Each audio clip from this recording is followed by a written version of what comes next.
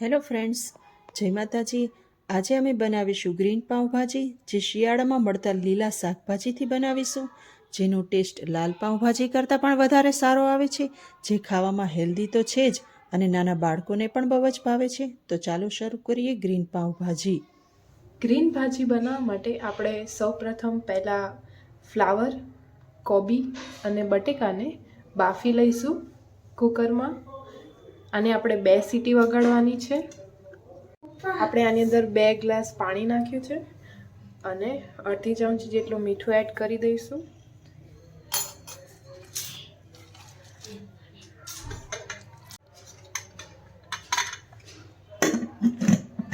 સાથે સાથે વટાણા પણ બાફી લઈશું. એની અંદર અડધી ચમચી જેટલું મીઠું નાખીશું અને થોડોક આપણે બેકિંગ સોડા નાખવાનો છે, જેથી કરીને વટાણાનો ગ્રીન કલર જળવાઈ રહે અને આપણી ગ્રીન ભાજી ગ્રીન લાગે. તો ફ્રેન્ડ્સ, આપણા વટાણા બફાઈ ગયા છે, તો આપણે ગેસ બંધ કરી દઈશું અને જોઈ લઈશું. તમે જોઈ શકો છો કે આપણા વટાણા બફાઈ ગયા છે. તો આપણે હવે એને કાઢી લઈશું.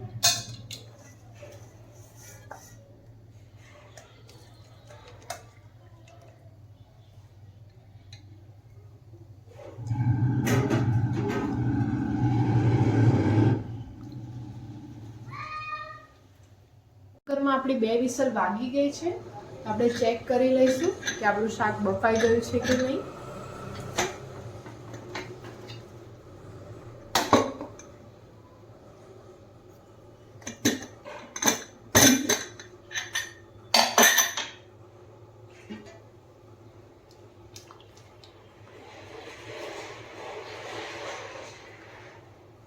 તમે જોઈ શકો છો કે આપણા બટેકા, ફ્લાવર બધું બફાઈ ગયું છે. તો ફ્રેન્ડ્સ, આપણે થોડુંક પાણી ભાજી માટે કાઢી લઈશું અને થોડુંક રહેવા દઈને એને મેશ કરી લઈશું. આપણે આને એક સાઈડમાં મૂકી દઈશું.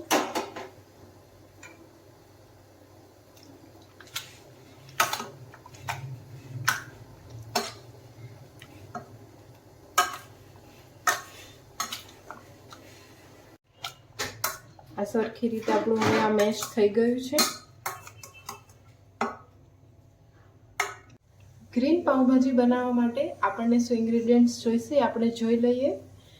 કેપ્સિકમ લીધા છે મેં, લીલી ડુંગળી લીધી છે, લીલા ટમેટાં લીધા છે, પાલક લીધી છે, લીલું લસણ લીધું છે, જેનો સફેદ ભાગ અને લીલો ભાગ અલગ કરી દીધો છે, પુદીનો લીધો છે અને મરચાં, આદુ અને લસણ લીધા છે, કોથમીર લીધી છે. પાલકને બાફી લઈશું. મેં 7 થી 8 જેટલી પાલકના પત્તા લીધા છે, જેને આપણે બાફી લેવાના છે. જેને પહેલેથી પાલકને મેં ધોઈને રાખી છે.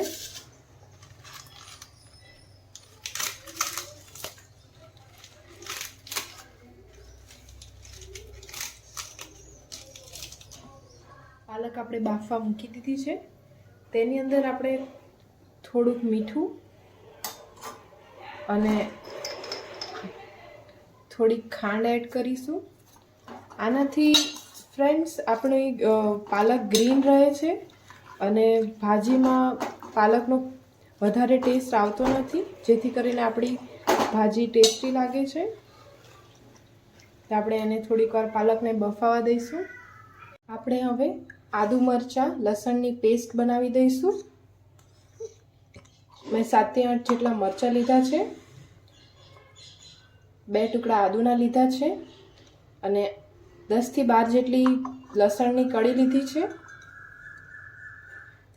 તો હવે આપણે આની પેસ્ટ બનાવી લઈશું. આદુ, મરચાં અને લસણની પેસ્ટ તૈયાર થઈ ગઈ છે. પાલક બફાઈ ગયું છે, તો હવે આપણે એને કાઢી લઈશું. મેં પહેલેથી જ તે બરફવાળું પાણી કરીને રાખ્યું હતું, ઠંડુ પાણી, જેની અંદર આપણે પાલકને નાખી દઈશું. થોડીક વાર માટે બરફવાળા પાણીમાં રહેવા દેવાનું છે.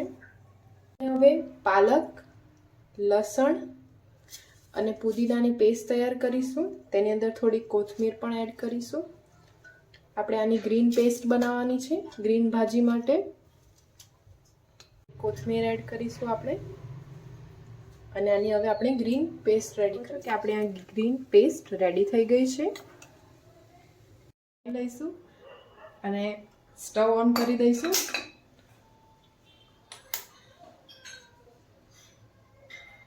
તેમાં થોડુંક તેલ, આમાં અડધી વાટકી જેટલું તેલ ઉમેરીશું આપણે અને તેલને ગરમ થવા દઈશું આપણે મીડિયમ ફ્લેમ પર. આપણું તેલ ગરમ થઈ ગયું છે. તેની અંદર આપણે થોડુંક બટર એડ કરીશું.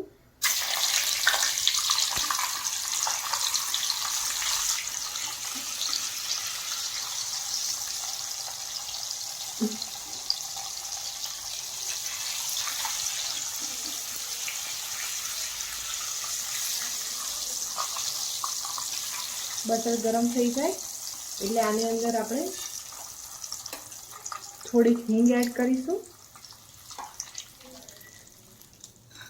અને આની અંદર આપણે હવે આ લસણ એડ કરીશું.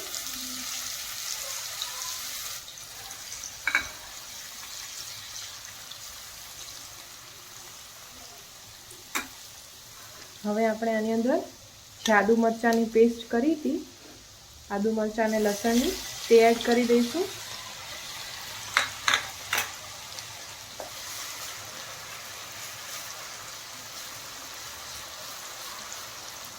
અને આપણે થોડીક વાર સાતળવાનું છે.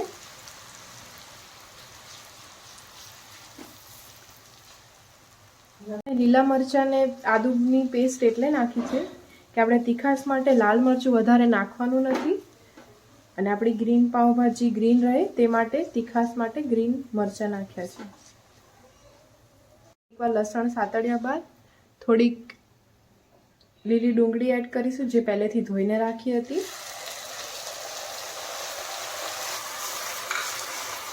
એને હલાવતા રહેવાનું છે. આપણે આ લીલી ડુંગળીથી આપણી ગ્રીન ભાજીનો કલર ગ્રીન રહેશે. આપણે 1 થી 2 મિનિટ સુધી આ આપણી ડુંગળીને સાતળવાની છે.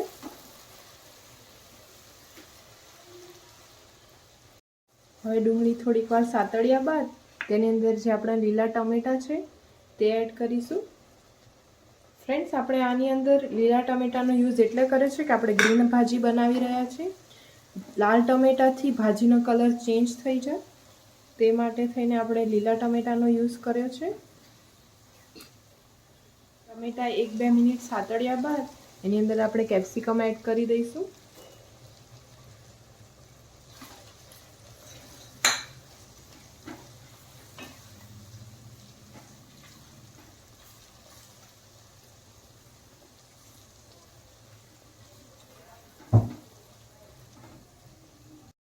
થોડીક કોથમીર એડ કરી દઈશું જેથી કોથમીરનો થોડોક ટેસ્ટ આવી જાય.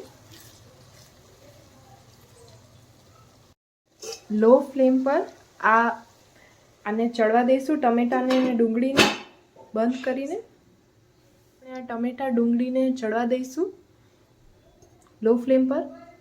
હવે જોઈ લઈશું 5 થી 7 મિનિટ થઈ ગઈ છે.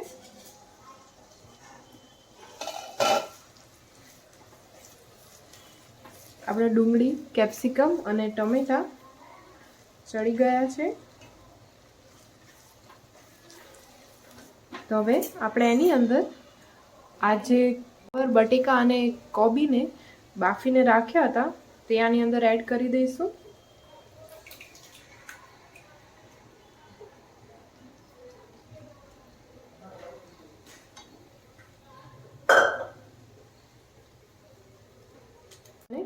સરખી રીતે મિક્સ કરી લઈશું.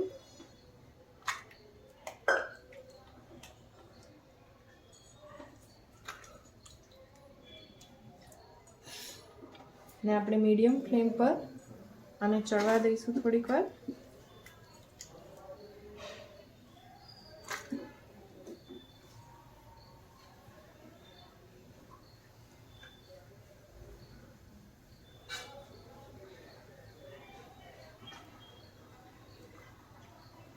અંદર થોડુંક બટર એડ કરીશું અને 1 ચમચી જેટલું લાલ મરચું અને તેને સરખી રીતે મિક્સ કરી દઈશું.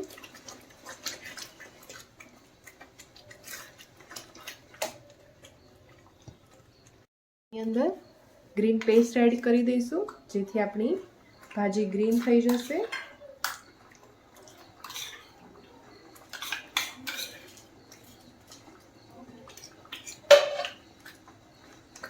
અને આપણે સરખી રીતે મિક્સ કરી લઈશું.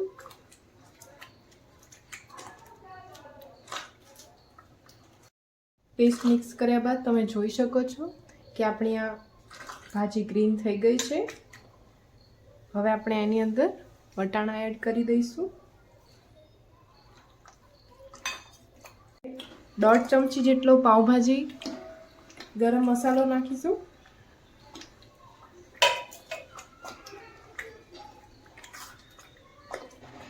તેને આપણે સરખી રીતે મિક્સ કરી લઈશું.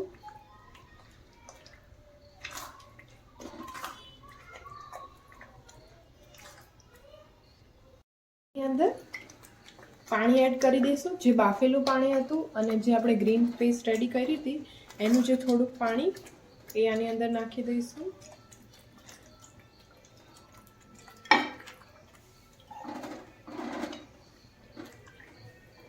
અને આપણે આ ભાજીને થોડીક વાર ઢાંકીને તેલને છૂટું પડવા દઈશું. આની અંદર આપણે 1 ચમચી જેટલું મીઠું એડ કરીશું.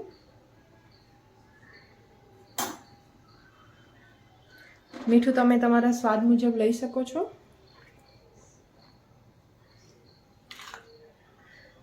થોડીક વાર પછી આપણે જોઈ લઈશું કે તેલ ઉપર આવી ગયું છે કે નહીં. તમે જોઈ શકો છો કે આપણું તેલ આ ઉપર આવી ગયું છે. મીન્સ કે આપણી ભાજી હવે રેડી થઈ ગઈ છે.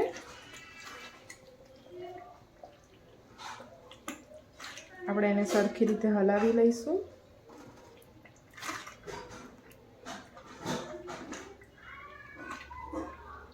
તમે જોઈ શકો છો કે આપણું તેલ ઉપર આવી ગયું છે.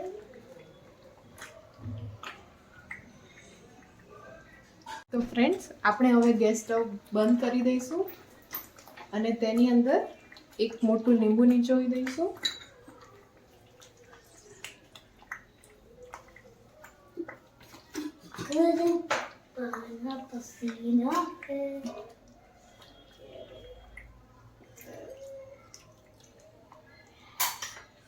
અને તેને આપણે સરખી રીતે મિક્સ કરી લેવાનું છે.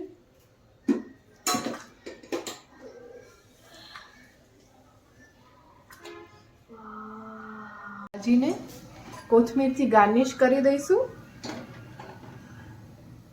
તો ફ્રેન્ડ્સ, આપણી આ ગ્રીન પાઉંભાજી રેડી થઈ ગઈ છે. તો ફ્રેન્ડ્સ, આ શિયાળામાં તમે આ હેલ્ધી ગ્રીન પાઉંભાજી જરૂરથી ટ્રાય કરજો. જો તમને આ રેસીપી પસંદ આવી હોય તો વિડીયોને લાઈક કરજો, શેર કરજો, કમેન્ટ કરજો અને અમારી ચેનલને સબસ્ક્રાઈબ કરવાનું ભૂલતા નહીં. અને આવી જ અવનવી રેસીપીઝ માટે બેલ આઇકન જરૂરથી દબાવજો. બાય ગાઈઝ, જય માતાજી.